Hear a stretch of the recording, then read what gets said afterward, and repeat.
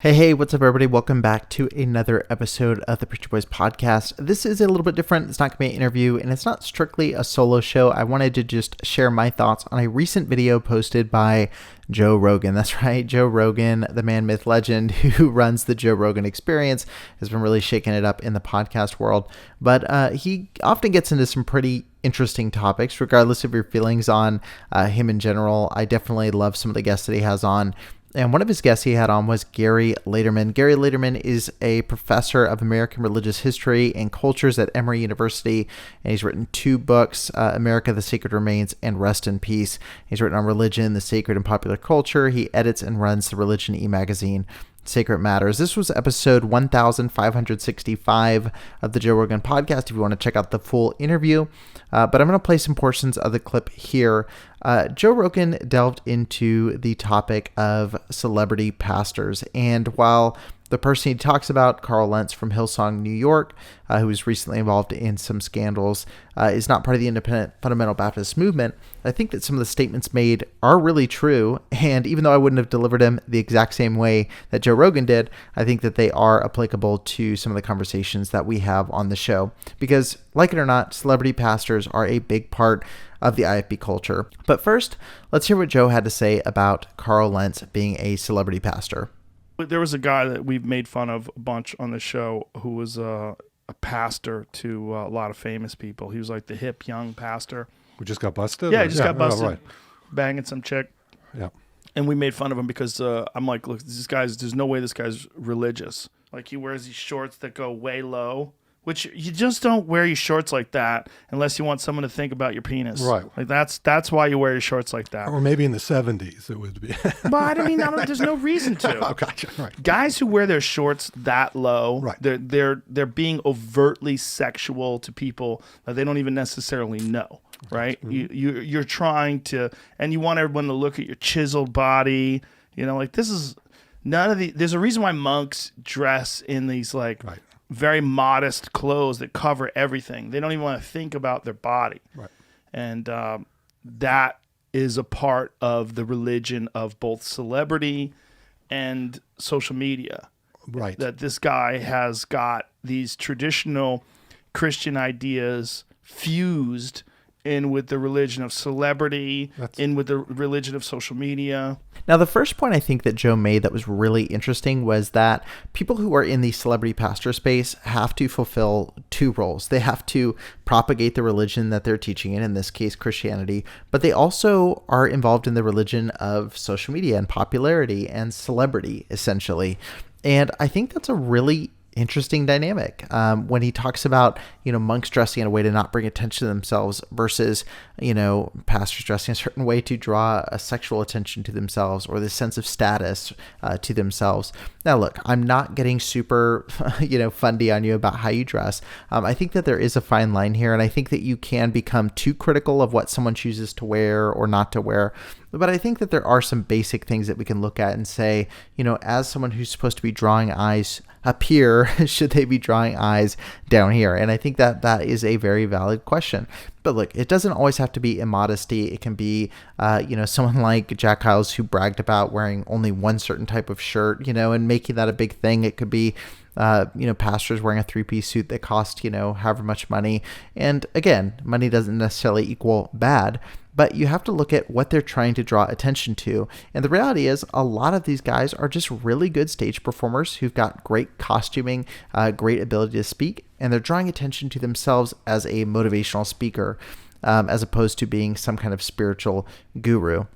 You're lusting after this attention and this sexual praise, and you want people to lust after you. You also want them to think of you as being someone who is more enlightened than everyone else, which is why you're willing to stand in front of them and give these emotional, profound sermons in the first place that resonates with all these lost young people. Right. Gary Laderman really doesn't say much in this episode, but he does draw one interesting comparison, which is Billy Sunday.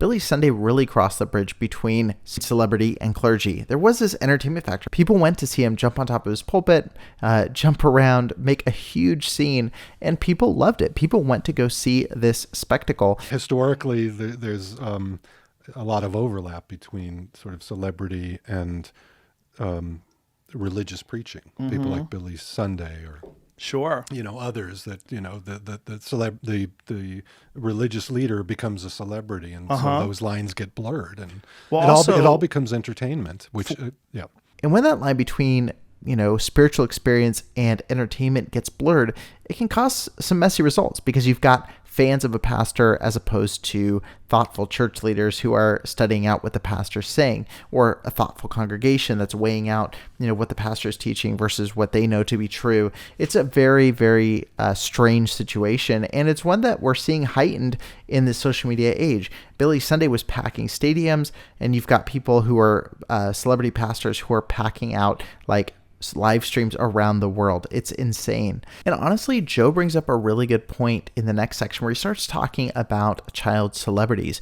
The reality is a lot of kids who get famous aren't ready for that amount of fame yet. We see this happen all the time where they launch into superstardom before they really have a time to calibrate and, as Joe says, inoculate themselves against kind of the side effects of success. First of all, particularly like the really young people who became famous while they were young.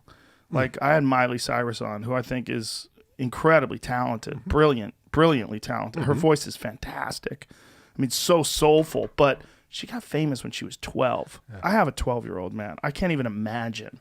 I can't imagine being the boss and filling arenas when you're 12. Right. It's madness. Right. And no one survives it. Right. They don't, I mean, maybe a few have gotten through it and they're sane, but most of them don't.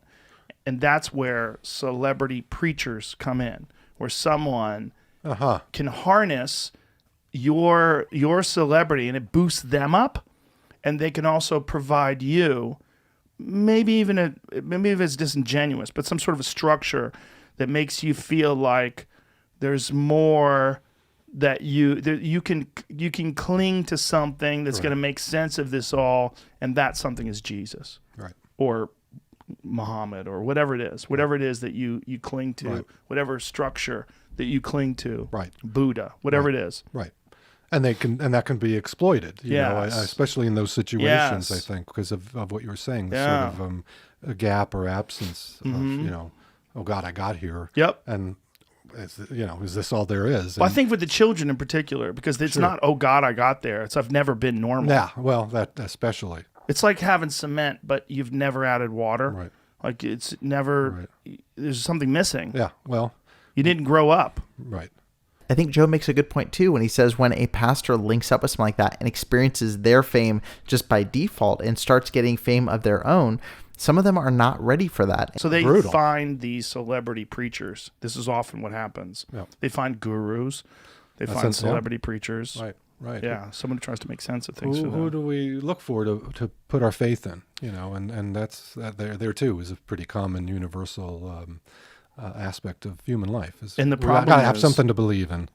Those poor gurus, they fall into the trap too, because now they can leech off the success of these famous people and become famous themselves. Right. And maybe they haven't really immunized themselves, inoculated themselves to the power of celebrity. Sure. It's a very intoxicating drug. Like you got to understand how to avoid it.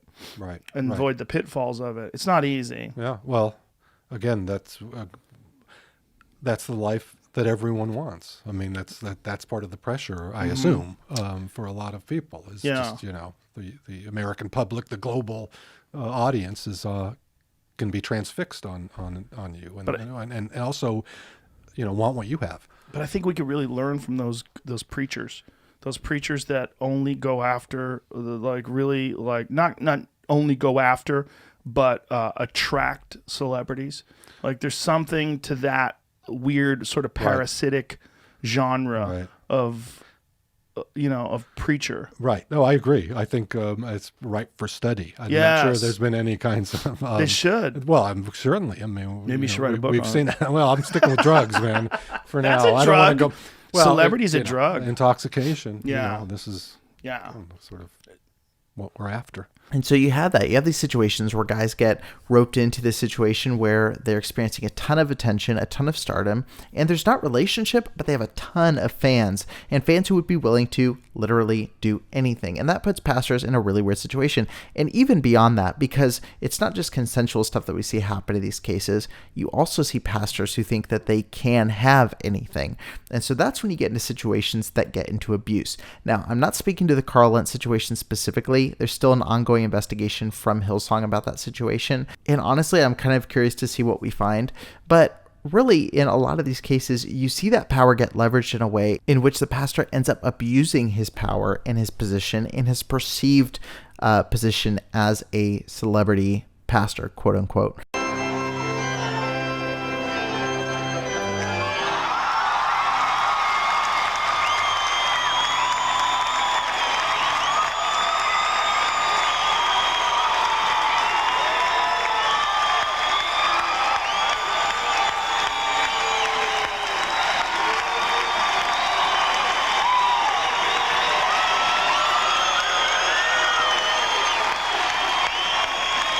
And the last thing they talked about really dives into Joe Rogan territory, which is drugs, and namely the drug of a celebrity. There's a rush that comes with it. For Jack Hyles running into a stadium and people jumping up and down and screaming and praising his name. And for Carl Lentz, who was a cool, hip pastor, fill in the blank. You've got the Joel Osteens of the world who have literally stadiums of people packed out, celebrities all lined up to hear him speak. It's a really strange position for a pastor to be in, or for any person for that matter, especially when you have to toe that line between being that celebrity figure and also trying to be a pastor where you have no real relationship with many of the people around you, which also means you don't have much accountability. The little piece of the drug conversation I thought was interesting, although I don't necessarily agree with the perspective, is that they said maybe he should have used real drugs as opposed to experiencing the drug of celebrity. Now, look, I'm sure we all have varied opinions on this, but what I will say that's interesting is that Joe Rogan specifically talking about doing something that would give him clarity and help him see that he's fake. Celebrity, I think there's a drug there's several drugs that are mixed together in sort of a concoction. There's a drug of celebrity, which, for sure is a drug. And then there's also a drug in being the person who has the answers. Definitely. And there's something that people do when they convince other people that they have the answers, that it elevates their mood and their perspective. There's like some weird guru drug. Yeah. So there's the guru drug, and then there's the celebrity drug. We're identifying a whole nexus of drug. And with that guy, it was the sex drug, because he's a beautiful man. He's a handsome, tall, ripped, shredded preacher guy. Right. There's a lot of drugs going on there. Well, and I wonder how extensive it all was. Extensive? Well, in terms of his, whatever kinds of activities he was engaged in that got him in all this trouble. And I think with people like, and this is where I'm going to give a simplistic perspective, I think he could have benefited from real drugs. So I think a person who's involved in those three weird drugs they've really, really could have benefited from psychedelics. Yeah. Because psychedelics would have let you say, hey, do you see what you're doing? Because I see what you're doing. Right. The psychedelics would have said, I know what you're doing. You're pretending. You're pretending to be profound. You're pretending to be pious. You're pretending to be enlightened. You're pretending to be above it all, but you're not. Yeah. You're just one of us. Right. And that can be pretty destabilizing, for someone like that, but also transformative. That's where there's real benefit in those destabilizing. I think so too. Well, I tell people I like getting paranoid from pot. It's one of my favorite parts. Because when it's over, I feel good. It's like a near-death experience that you always survive. It didn't happen. It didn't happen. You're okay. But also, there's a lesson in it. That fear comes with a lesson. And that insecurity comes with a lesson. And I think part of the lesson is appreciate the moment of life. Appreciate life. Appreciate this. Right. And when you're all fucked up on pot and you're like, oh, everything's crazy. Like, when it's over, you can you relax and you can appreciate things in a different way. Right. And the reality is a lot of these pastors get so big that they do lose that sense of reality. I already talked about kind of losing that accountability with other people and being so big you don't have real, genuine friendships to hold you accountable. But I think specifically a lot of pastors lose touch of what's okay. Look at Jack Hyles doing ladies' nights at Hyles-Anderson College. Look at Carl Lentz and some of the, like they pointed out, some of the ways that he presented himself in the public sphere. You put yourself in a really strange position where you've gotten so big that you don't know up from down, right from wrong. And even though you may instinctively know it, you start thinking that you're beyond all of those guidelines, even though you're preaching them from the pulpit. I really thought this was an interesting segment on the Joe Rogan Experience. I wanted to share it with you. Get your thoughts. Leave a comment below. Let me know what you think. Do you agree with some of the points that were made? Do you completely disagree? Do you think it doesn't matter? They should build big followings? Do you think that pastors should have smaller congregations? Let me know what you think. I'm kind of mixed on some of that stuff, but I definitely think that there are some huge side effects that come with the celebrity pastor culture that need to be addressed and should be addressed when we're discussing topics like abuse. All right, guys, thank you so much for watching. Remember, if you like this show, head over to patreon.com/preacherboys and you can support right there monthly. All right, guys, thanks so much for watching. I'll talk to you on the next episode of the Preacher Boys podcast.